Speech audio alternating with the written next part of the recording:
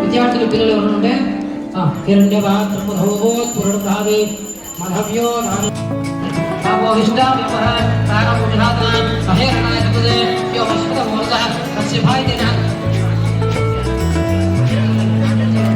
శుద్ధోదకస్నానం సోపయామి ఆపోహిష్టామిపర తారముజాత సహేరణాయ సుదే యో మస్కమోరద తస్య భాయితిన ఏదో మాత్ర స్మారక భావో యస్య క్రియాయ ఆపోహిష్టాత శుద్ధోదకస్నానం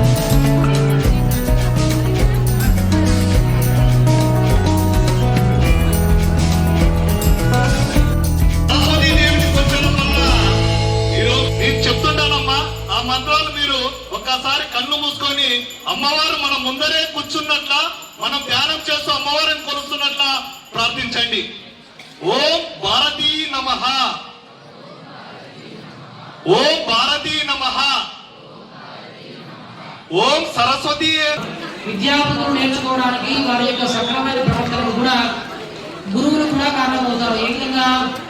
గురువే బ్రహ్మ, గురు బ్రహ్మ, గురు విష్ణువు, గురువే గురుదేవో మహేశ్వర, గురువే దేవుని యొక్క రూపము, గురు సాక్షాత్ పరబ్రహ్మ.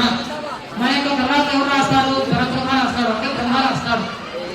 మన యొక్క ఆధారంగా గురువు చెప్పే విద్యార్థులు నేర్చుకోవడం ద్వారా మీరు యొక్క ఉన్నత శిఖరాలు అధిరోహించాలన్నా కూడా గురువులే కారణం అవుతారు. వారికి ఇవ్వాల్సినటువంటి విలువను మనం ఇవ్వడం ద్వారా వారి యొక్క వారు చెప్పినటువంటి విషయాలన్నీ కూడా తెలుసుకొని నేర్చుకోవడం ద్వారా వీరందరూ కూడా ఉన్నత శిఖరాలు అనుభవిస్తారు.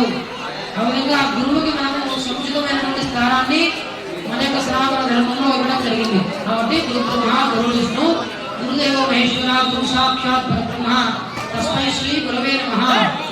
కాబట్టి గురువు అన్ని విధాల నుండి ఆయురారోగ్యాలను, మంచి నడవడికను, మంచి విద్యాబుద్ధులను మనకు శ్రద్ధాభక్తుల నుండి కూడా నేర్పిస్తాడు. కాబట్టి గురువుకు మనం ఇక్కడ నవగ్రహాల్లో కూడా గురువుని బృహస్పతి ఆరాధన చేసుకోవడం జరిగింది. ఇంకా శుక్రుడు దేనికోసము? కళత్ర దోషము. కళత్ర దోషం అంటే మనం ఏదైనా కూడా అనుకోకుండా ఒక కార్యం తలపెట్టింటాం. కార్యం తలపెట్టినప్పుడు ఆ కార్యక్రమం మధ్యలోనే ఆగిపోకుండా నిర్విఘ్నంగా నెరవేరడం కోసము ఇక శుక్రుడు కారణం అవుతాడు. శనీశ్వరుడు మనం నల్ల నువ్వుల్లో అవగాహన చేసుకుంటాం, నువ్వుల్లో అవగాహన చేసుకుంటాం. ఈ యొక్క నువ్వులు శనీశ్వరుడు అవగాహన చేసుకోవడం ద్వారా ఆయురారోగ్యాలు బాగుంటాయి. అనుకోకుండా వచ్చే ప్రమాదాలు, ఆరోగ్యాలు, అనారోగ్యాలు, ఎలాంటి ఇబ్బందులు కూడా లేకుండా ఈ యొక్క శనీశ్వర స్వామి మనకు మంచి అనారోగ్యాలు లేకుండా ఆరోగ్యాన్ని ప్రసాదిస్తాడు. అమావాస్యకు గ్రహణాలు ఏర్పడతాయి. అందుకోసమే రాముడికి కేతువుకి అనారోగ్యాలు లేకుండా రాముడికి పూజ చేసుకుంటారు. చాలా మంది శ్రీకాళహస్తి పోతారు. కాళసర్ప దోషం ఉన్న వాళ్ళు అనారోగ్యాలు లేకుండా ఉండడం కోసము, సంతానాన్ని పొందడం కోసము, మంచి ఆరోగ్యాన్ని ప్రసాదించడం కోసం, వివాహం పొందడం కోసము రాహుకేతు పూజ చేసుకోవాలని చెప్పి చాలా మంది చెప్తుంటారు. అందుకోసం అదే పనిగా విద్రాస్పత్తం కానీ శ్రీకాళహస్తి కానీ కొత్తూరు శుభరాట కానీ అదే పనిగా ఈ పూజ కోసం అంత దూరం పోయి ప్రయాణం చేసి అక్కడ పూజ చేసుకొని వస్తుంటారు. అందుకోసం రాత్రి పూజ మనం చేసుకోవడం జరిగింది. తర్వాత సరస్వతి మాత పూజ మనం చేసుకోవడం జరిగింది. సరస్వతి మాత పూజ ప్రణోదేవి సరస్వతి వాజేవతి ధీనా మిత్రేవతు అయం మహా సరస్వతి మహా నాలోనే ఆవాహన కా తల్లి.